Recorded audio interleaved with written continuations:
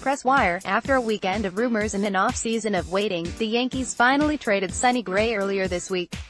We all knew it was coming at some point. We just didn't know when. Gray went to the Reds in a three-team trade with the Mariners. The Yankees walked away with a lower minors prospect and a draft pick, which, honestly, is more than I thought they'd get. The draft pool money is a big deal. The trade closes the book on Gray's stint as a Yankee, and we now know for certain it was a bust. There's no chance at redemption now.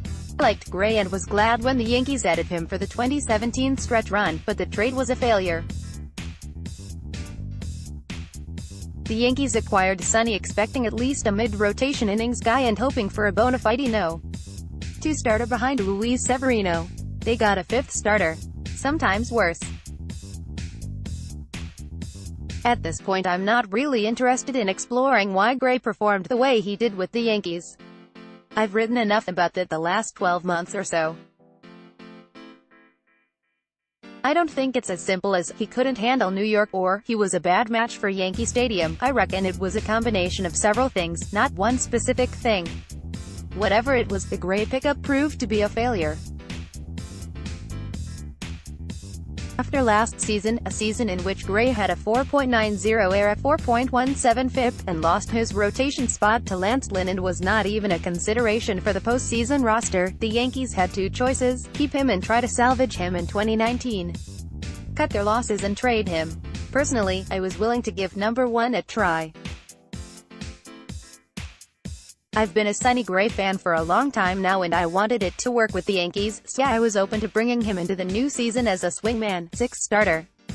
You know a starter is going to get hurt at some point. That's baseball.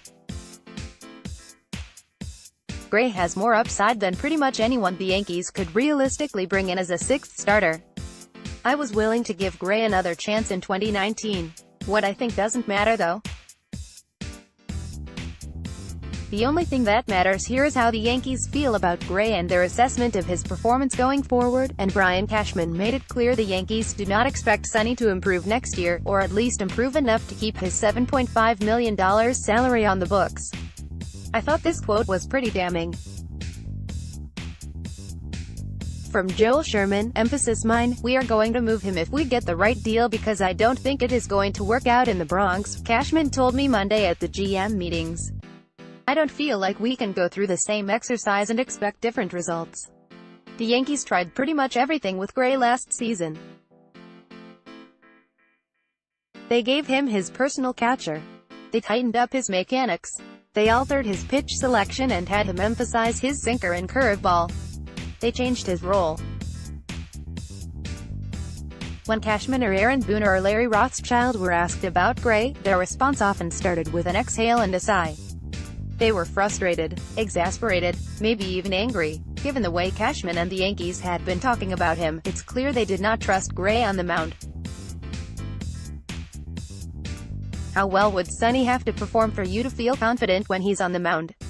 How long would he have to perform at that level to earn your trust? I imagine the answer is very good and very long. Longer than the Yankees were willing to commit, and maybe longer than possible given his impending free agency.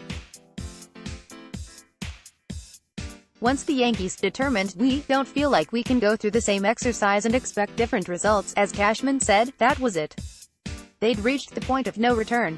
Gray had become a sunk cost. The Yankees gave up three pretty good prospects to get Sonny *, and there was nothing they could do to change that. They could continue to force the issue and try to salvage him, or cut their losses and move on. They moved on.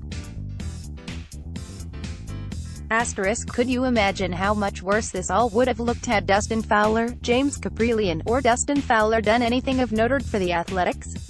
They still could, sure. Right now, that trade is a dud all around. Everyone involved has seen their stock drop. Everyone deserves some share of the blame here. Yankees, the coaches and analysts that couldn't get him on track, and Sonny himself. There was no progress last year. It was one step forward, one step back all season. Every sign of improvement vanished with the next start. Eventually it gets to the point where it's untenable, and it had become untenable with Gray. At that point, the best thing for both parties is a clean break. Everyone gets a fresh start now. The Yankees decided to make Gray some other team's problem.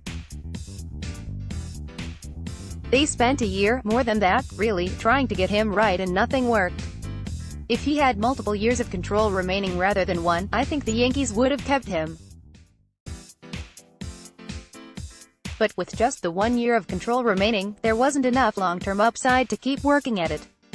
The Yankees had grown obviously frustrated with Gray, and if they didn't believe he could help them this year, a trade was the only choice. It was time to move on, not hope for something that everything on the field told you isn't going to happen.